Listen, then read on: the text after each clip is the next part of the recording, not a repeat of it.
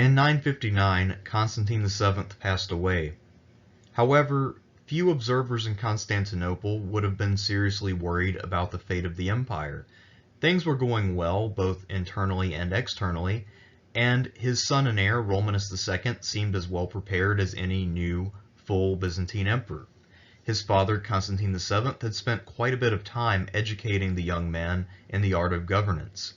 At 21 years old, Romanus was a full adult who could rule in his own right without having to rely upon a regent, a luxury that many of his ancestors, including his own father, had not enjoyed. He already had a male heir, a baby named Basil, so it was unlikely that Romanus would face the kind of difficulties that Leo VI, his grandfather, had faced in siring an heir.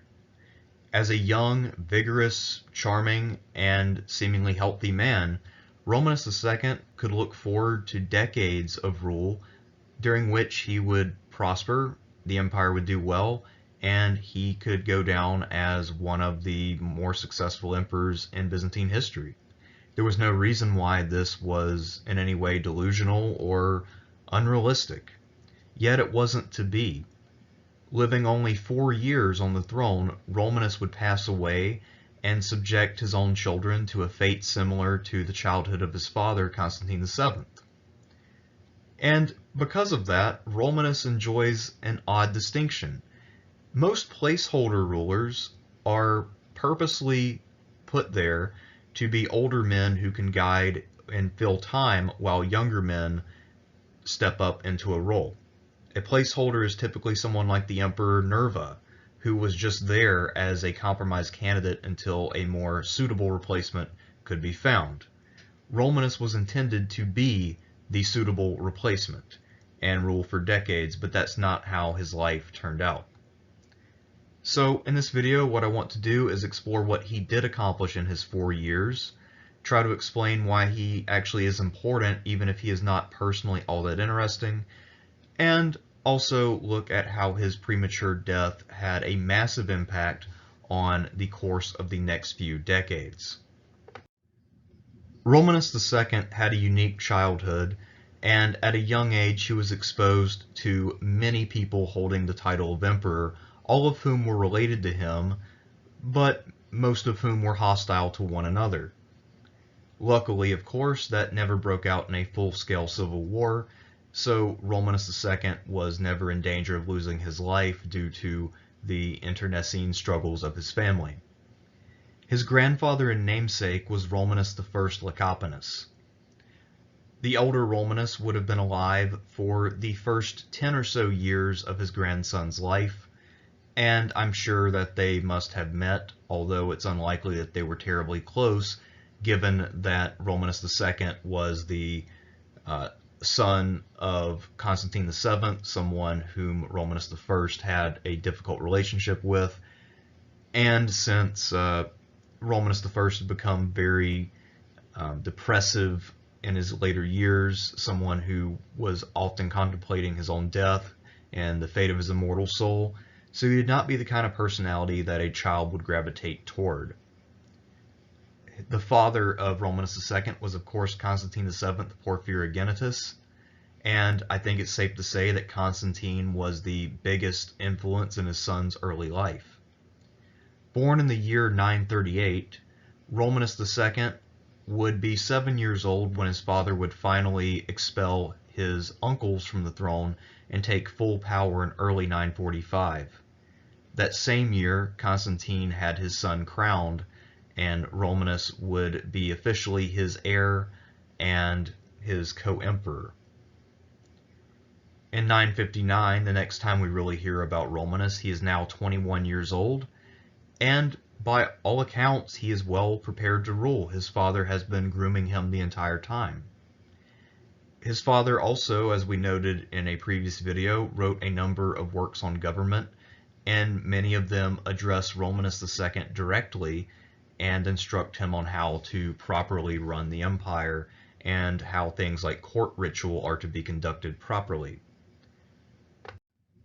As we'll see, one of the accusations against Romanus II is that he was not very hardworking and that he did not take his duties as emperor seriously enough. Why would that be?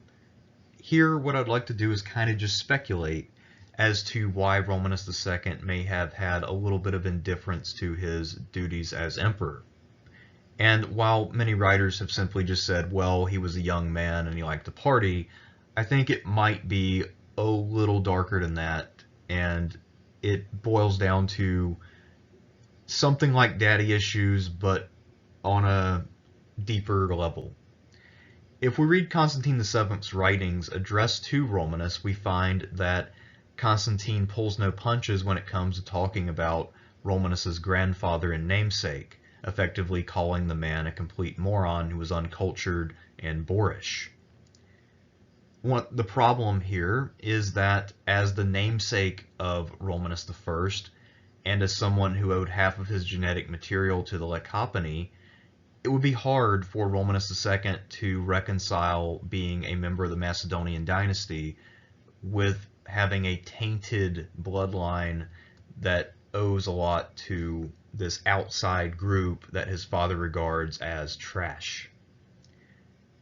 In other words, Romanus II would look at himself in the mirror after reading such a thing and perhaps think, I'm only half what my father was. I am tainted in some way. Maybe he simply didn't feel sufficiently worthy of this power, and he tried to put a little bit of distance between himself and the throne. And we also don't really know the full extent of Romanus's relationship with either his father or with his mother's family. It's possible that he was caught in the middle, that he had feelings for both, but he was basically torn and forced to side with his father, since his father was the man in charge for most of his childhood, at least after he was old enough to understand the problem. We don't know if he had much relationship with his uncle Theophylact. He would have been the only other member of the Lycopony family to be around at the time. And of course he died in 956 when Romanus was still a teenager in his late teens.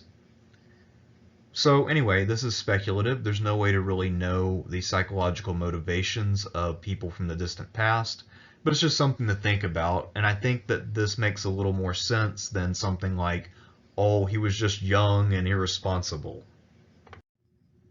Due to Romanus's more hands-off approach to government, he was quite dependent on his senior advisors, and they seem to have enjoyed a great deal of latitude when it came to making and enacting policy for the state. Domestic affairs remained entrusted to Joseph Bringas, who combined being the chief minister with being Drungarius or admiral-in-chief. Bringas was a eunuch, and he was a favorite of Constantine VII, who actually created his position which combined those two competencies. Bringas, of course, as a eunuch, was reviled in our sources and portrayed as someone who was brilliant but evil. If you are a eunuch in the ancient or medieval world and you exercise power, then the aristocrats who write histories look at you in a negative light and think that you are untrustworthy and that you are trying to undermine all that is good in the world. That is a very common bias, and I don't think we have to take it too seriously. Basil was another senior advisor. He served as president of the Senate, so his job was more or less corralling other elites to follow Romanus's lead. In the east, Nicephorus Phocas remained as the primary field commander for the Byzantine armies in the area. The primary threat there was still Emir Saif al-Dawla. Patriarch Polyeucus also remained in power. He had come to power in 956, and he had distinguished himself under Constantine VII.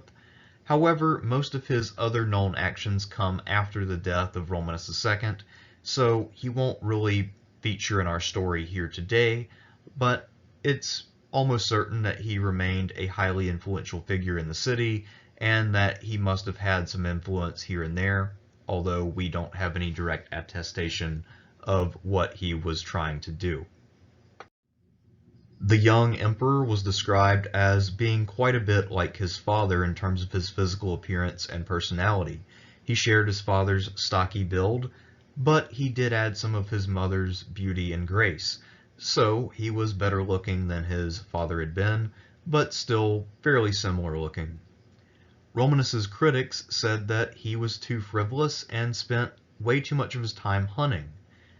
That was not an uncommon fault for aristocratic young men or for royal young men, but this was something that was not an appealing trait in an emperor, since hunting could be dangerous and it hardly kept the tax money coming into the capital. Since Romanus's reign, however, took place in his early 20s, one could argue that he simply didn't get the chance to grow up and fulfill his role. And since he had so many capable ministers around him, he didn't really need to do all that much. Perhaps his thought was that he would let these ministers serve out their careers, and when they were done, he would step it up. Again, we simply don't know, but because we have no direct evidence of him being incapable or incompetent in any way, I don't think that there's any reason to just think that he was a silly person who only cared about spearing boars. Since he was associated with his father on the throne from a young age, Romanus II had actually been married while he was still a boy. He had married Bertha, a daughter of Hugh of Arles, but she had died shortly after their wedding before the match had been consummated. In 958, Romanus rejected his father's choice of a second wife, Hedwig of Bavaria, a niece of the Emperor Otto. Instead of marrying a foreign princess or the daughter of a noble house, that same year in 958, Romanus II selected for himself the daughter of a Peloponnesian innkeeper named Theophano. How he met her, we do not know. Leo the Deacon, however, says that Theophano was the most beautiful woman of her time and was truly stunning. Perhaps rumors of her beauty had wafted up to Constantinople. Young Romanus heard about them, and he decided to investigate for himself, liked what he saw, and told his father that this will be my bride. As the daughter of an innkeeper, Theophano was not a well-educated woman, but she still had quite a bit of ambition, and she was clearly pretty capable in a lot of ways. In other words, she was not an empty gown, and she was not Megan Fox. She was only 18 when she joined her husband at the palace, but she would quickly establish her dominance at court. A year after she came to Constantinople, her father-in-law Constantine VII died. Later manuscripts accuse her of poisoning Constantine VII, but there is no evidence that this is actually the case. It's simply a reflection of the typical prejudice against women who were a little more on the loose side, and because Theophano took at least one lover out of wedlock at a later time, she is seen in a negative light, and then all kinds of over-the-top accusations are leveled against her. She was intensely ambitious and ruthless, as I said, and after Constantine was dead, Theophano really advanced her own authority as the new empress. She wanted to eliminate all of her female rivals, and in this case what that meant were the women of the Macedonian dynasty who were blood relatives of her husband. She had all 5 of Romanus's sisters cloistered, so none of them could be used for diplomatic purposes and none of them could challenge her authority. We have reason to believe that these sisters were relatively close with Romanus and that Theophano was simply jealous of them. As for Romanus's mother, the Empress Dowager Helena, she was relegated to a distant corner of the palace, where she died quietly in September of 961. It's possible that because Helena's influence was cut so dramatically that she was largely neglected, and that her death was one that was rather quiet and not seen as a big deal, which is kind of sad. Helena had of course been the daughter of Romanus I, and then she had been the one who convinced Constantine VII to challenge her brothers and establish his rule. So she had been an important woman in Byzantine history, but her death would be a very quiet one, where she would be deprived of the company of her daughters. Was Theophano truly evil, or was she just cunning? It's hard to say, but she clearly was not a saint. While we don't know enough about Romanus II to know exactly what he wanted to do as emperor, it is pretty obvious that he was the primary architect of the Cretan Expedition of 960. He was determined to undo his father's failure from 949 and finally crush the Emirate of Crete. Crete had become a pirate haven and had been so for quite a long time. It was a thorn in the side of the Byzantine Aegean, and conquering it would be a great deed. It would be one way, at least, for him to surpass his father and join the ranks of the important emperors. Within just a few weeks of assuming power, just as his father's corpse was finally going cold, Romanus II started organizing this expedition, directing immense resources to the project, with perhaps around 50,000 total men being involved in this operation. To head this expedition, he chose his most capable and important general, Nicephorus Phocas, who vacated his command in the east in order to carry out this mission in Crete. Despite many difficulties, the expedition ultimately succeeded, and when it did, this led to an all-night Thanksgiving. When he returned to Constantinople, Phocas was greeted by the emperor and then given an ovation in the Hippodrome. People have argued that Nicephorus Phocas deserved a triumph, but it would appear that Romanus wanted to take the primary credit for the expedition himself, and also he didn't want to load down Nicephorus with too many honors, since that might make him a rival. So while people do talk about Romanus II being a little too hands-off, there is often evidence that he had a brain and that he was thinking ahead and thinking critically. The absence of Nicephorus and some of the forces from the east could have presented a problem. However, Nicephorus had a brother named Leo, and his brother was able to take command and fill his shoes fairly adequately.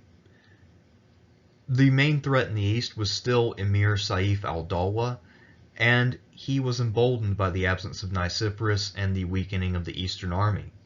In early 960, Saif struck a fortress near Melitene, massacring a garrison and taking away many prisoners. This area had been conquered fairly recently during the reign of Romanus I, and I imagine for Saif this was still a sore spot. Leo, rather than fighting Saif head-on, since he was at a numerical disadvantage, instead got behind Saif and set up an ambush in the Taurus mountain passes that Saif would have to pass through. Being burdened down by luggage and plunder, Saif marched through the mountains in a way that was not prepared to receive an ambush. When Leo sprung the trap, Saif and his men fought hard, and they managed to acquit themselves well, but ultimately they were unsuccessful, and the entire force was almost massacred. Saif himself did manage to escape, however, with 300 of his best horsemen. The only way that he fully got away, however, and avoided his pursuers was by dropping gold coins behind him so that his pursuers would stop to enhance their personal wealth. Saif's power was greatly diminished after this defeat, and Leo had set up the Byzantine armies of the future for great successes by breaking the back of Byzantium's greatest enemy during this period. By early 962, Nicephorus Phocas had returned to the east and resumed command over the eastern forces. His brother Leo seems to have been sent to the Balkans for whatever reason during this time, so Nicephorus would be on his own. However, things were going great. The Byzantine army was recently successful in 2 major campaigns, morale was sky high, and with that heavy defeat on Saif's army, the enemy was on the run. Nicephorus decided to campaign in the region of Cilicia, and there he was able to take 55 or so walled towns between February and March of 962. This would have given him effective control of almost the entire region, and it would have given him control of probably the Taurus passes, meaning that he could now enter into Syria whenever he pleased, while also being able to block enemy forces from going from Syria into Asia Minor. So this was a major campaign that often gets overlooked because it doesn't feature any real battles or much drama. Pausing to celebrate Easter, Nicephorus then began to prepare for an invasion of Syria and an attack on Saif al-Dawla's capital at Aleppo. When Nicephorus Phocas crossed the Taurus Mountains and entered Syria, Said knew that he needed to slow down this Byzantine advance, so he sent one of his generals to intercept Nicephorus, but somehow that army was unable to intercept the Byzantine force, and the two armies never met in battle. Nicephorus should not have been that hard to find, however, since he was actively laying waste to the Syrian countryside as he approached Aleppo. His goal, of course, being to deprive the city of supplies so that they would be forced to surrender more quickly. Somehow, he managed to arrive in a way that was not all that anticipated. At any rate, Saif managed to set up an emergency army, a sort of B team, if you will, to try to defend the city. And he challenged Nicephorus, but was quickly and easily defeated. Saif seems to have been at the head of this army, and when it was defeated, he was then unable to get back to the city to rally the defenders in time, so he was forced to flee. One of his primary palaces, the palace of al-Dawla, was located outside of the city and was quickly taken because it was completely indefensible without a strong army. This palace had 18 years or so worth of plunder that Saif had accumulated, and it yielded 390,000 silver dinars, thousands of animals such as camels and horses, and treasure of all kinds. Without Saif present, the garrison lost heart and didn't have much will to fight, so they surrendered the city on December 23rd of 962, but there were some loyalists to Saif who managed to hold on to the citadel. So this area, while it was in theory conquered, was not really annexed, and the Byzantines would have to come back later and complete the conquest of Aleppo. For the most part, the Balkans were fairly quiet during Romanus II's reign, but there was one major incident in 962. A major Magyar threat materialized. We don't really know too many details about it, but we do know that there was a Magyar invasion of Byzantine territory, and that Byzantine forces under Leo Phocas and Marianos Argyros were able to repel this invasion that year. Victories such as this one enabled continued recovery and prosperity in the Byzantine Balkans, something that the area needed after the depredations of Simeon in previous decades. In March 963, after he returned from a lengthy hunting expedition, Romanus suddenly fell ill and died unexpectedly. At this time, when he died, his general Nicephorus Phocas had returned back to Cappadocia, and so was not all that far from the capital, a fact which will be significant when we talk about the next emperor. Theophano was accused of poisoning her husband by later sources, but that would have been an incredibly stupid move, and that would have seriously endangered her position, so it's unlikely. Romanus, at the time of his death, left behind 3 children: Basil, who had been born in 958, Constantine, who was born in 960, and Anna, who was born in 963. It's not really clear whether that was before or after her father's death, but nonetheless, he died, leaving behind 3 children and a widow. Since his eldest son and heir Basil would have only been 5 years old at the time, this was clearly a precarious position, and in many ways this is really when Theophano's career will truly begin. But that's a different story for a different day. Romanus didn't live to see it, and neither will we in this video. While, due to the brevity of his reign and the far more interesting and important emperors who preceded and succeeded him, it is impossible to regard Romanus II as anything other than a placeholder, he still managed to preside over a pair of highly important victories. While these victories were achieved by Nicephorus Phocas, they were authorized by Romanus II, so he deserves quite a bit of credit. First of all, he managed to preside over the defeat of Byzantium's most inveterate enemy at this time, Saif al-Dawla.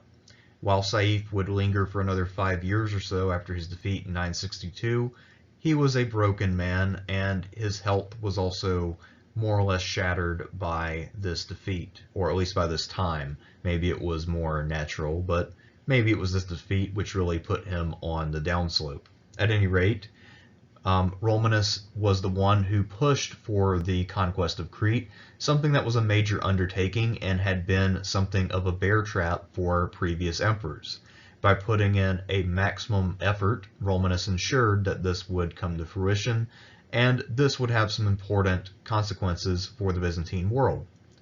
Both of these victories set the stage for large-scale colonization, expansion, and economic growth in subsequent years, which allowed for the resettlement of some abandoned or sparsely populated coastal areas. Of the two achievements, I would have to rank the conquest of Crete higher, simply because it effectively ended Arab piracy in the Aegean and really allowed for Byzantine coastal areas there to flourish. This would become once again part of the heartland of Byzantine power, and of course that would really help all of Romanus's successors. Oh, and his son Basil grew up to become Basil II, the Bulgar-Slayer. I think that's a fairly important part of his legacy. So, at any rate, that is all there is to say about Romanus II, at least from me. Next time we will talk about the man who married his mother and became the new emperor. If you were paying attention to this video, you probably already guessed who that person is.